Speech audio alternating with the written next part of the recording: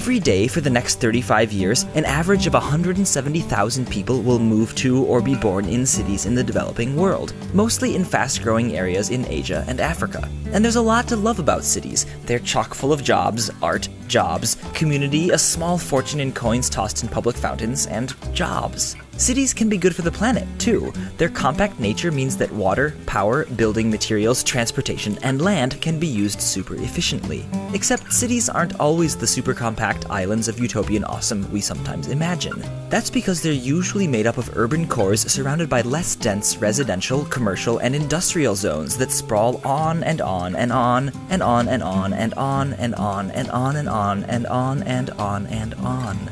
Many of us may think of the suburbs as leafy green lanes lined with picket fences and giant slobbery dogs, but suburbia comes in many forms, and people in suburbs of all types gobble up more energy, water, and other resources and emit more pollutants than those people in taller, denser, urban neighborhoods. They travel further to work and school, have more cars and drive them further, heat and cool bigger homes, and maintain bigger yards, negating the compact efficiency of the dense urban cores they surround. So suburb-ringed cities with low overall densities are much less efficient than those that are tightly packed. And unfortunately, cities around the world are expanding twice as fast in area as they are in population, using up more land, more energy, and more stuff per person.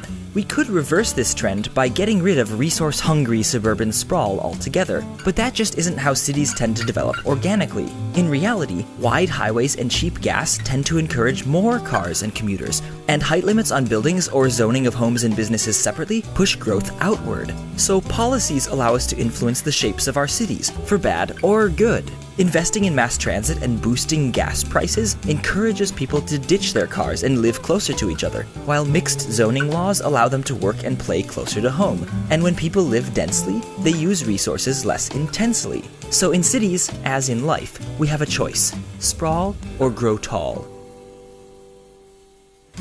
This episode of Minute Earth is supported in part by Tab for a Cause, one of our subscribers on Subbable and also a browser extension that gives money to charity each time you open a new tab in your web browser. And it doesn't cost you a thing. Click the link in the description to start raising money for great charities simply by surfing the web.